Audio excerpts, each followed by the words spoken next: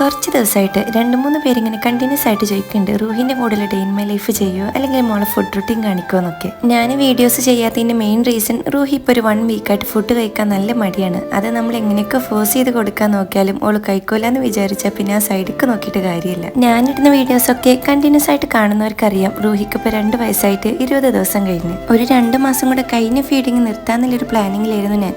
പക്ഷേ ഇപ്പോൾ ഒരു 1 വീക്കായിട്ട് ഓൾ ഫുഡ് കംപ്ലീറ്റ് ആയിട്ട് അവോയ്ഡ് ചെയ്യാൻ വേണ്ടി തുടങ്ങി. ഈ ഒരു 2 വർഷത്തിന്റെ ഇടയ്ക്ക് ഞാൻ ഇതുവരെ അവൾക്ക് ഫുഡ് കൊടുക്കേണ്ട കാര്യത്തിൽ ബുദ്ധിമുട്ടിയിട്ടില്ല. ചെറിയ എന്തെങ്കിലുമൊക്കെ കുറുമ്പ് കാട്ടെങ്കിലും എന്തെങ്കിലുമൊക്കെ പറഞ്ഞാലും അങ്ങനെ കഴിച്ചോളും. തീരെ ഫുഡ് കഴിക്കാതെ ഫുൾ ടൈം പാല് കുടിക്കാന്നുള്ളൊരു സ്റ്റേജിലേക്ക് എത്തിയപ്പോഴാണ് എന്നാ ഓക്കെ ഫീഡിങ് ഒന്ന് നിർത്തി വെക്കാന്ന് വിചാരിച്ച്. റൂഹിന്റെ ഫീഡിങ് നിർത്തിയ ടൈമിൽ എൻ്റെ ഒരു ചെറിയ എക്സ്പീരിയൻസ് ആട്ടോ ഞാൻ ഷെയർ ചെയ്യണേ. ഫീഡിങ് നിർത്തുന്നത് ആലോചിക്കുമ്പോൾ എനിക്ക് ഭയങ്കര ടെൻഷനായിരുന്നു. ഓളെ പെട്ടെന്ന് അഡ്ജസ്റ്റ് ആകുമോ അതോ കരഞ്ഞ് വാശി പിടിക്കുമോ എന്നൊക്കെ ആലോചിച്ച്. ഇത് റിലേറ്റ് ആയിട്ടുള്ള ഓരോ വീഡിയോസ് കാണുമ്പോഴും എപ്പോഴും സങ്കടം തോന്നും. ഇങ്ങനൊരു ദിവസം ഞാനും ഫേസ് ചെയ്യണല്ലോ എന്നോർത്ത്. എനിക്ക് യൂസ്ഫുൾ ആയി തോന്നിയ കുറച്ച് കാര്യങ്ങളാട്ടോ ഞാൻ ഷെയർ ചെയ്യണേ. ആദ്യം ഞാൻ ലിപ്സ്റ്റിക് തേച്ച് മമ്മക്ക് വാവുകയാണ് മരുന്ന് തേച്ചിക്കാന്നൊക്കെ പറഞ്ഞ്. ഇങ്ങനെ ചെയ്യുമ്പോൾ ഓർക്ക് ടേസ്റ്റ് ചെയ്യാനും എക്സ്പീരിയൻസ് ചെയ്യാനൊന്നും കഴിയാത്തോണ്ട് തന്നെ വാശി പിടിച്ച് കരയാൻ തുടങ്ങി. അതുപോലെ തന്നെ മക്കളിപ്പോൾ വലിയ കുട്ടിയായില്ലേ ഇനി പാല് കുടിക്കാൻ പറ്റൂല എന്നൊക്കെ പറയുമ്പോഴും ഓർക്ക് നല്ല വിഷമമായിരിക്കും. ഈ ഒരു ഫീഡിങ് സ്റ്റോപ്പ് ചെയ്യുന്ന ടൈമിൽ നമ്മൾ ഇമോഷണലി നല്ല ഡൗൺ ആയി നിൽക്കുന്ന ഒരു ടൈമായിരിക്കും. ആ ഒരു ടൈമിലായിട്ട് മക്കളൊന്ന് കരഞ്ഞാൽ നമ്മൾ തന്നെ അറിയാതെ വീണ്ടും കൊടുത്തു പോകും. അതുകൊണ്ട് തന്നെ ഫീഡിങ് പെട്ടെന്ന് നിർത്താതെ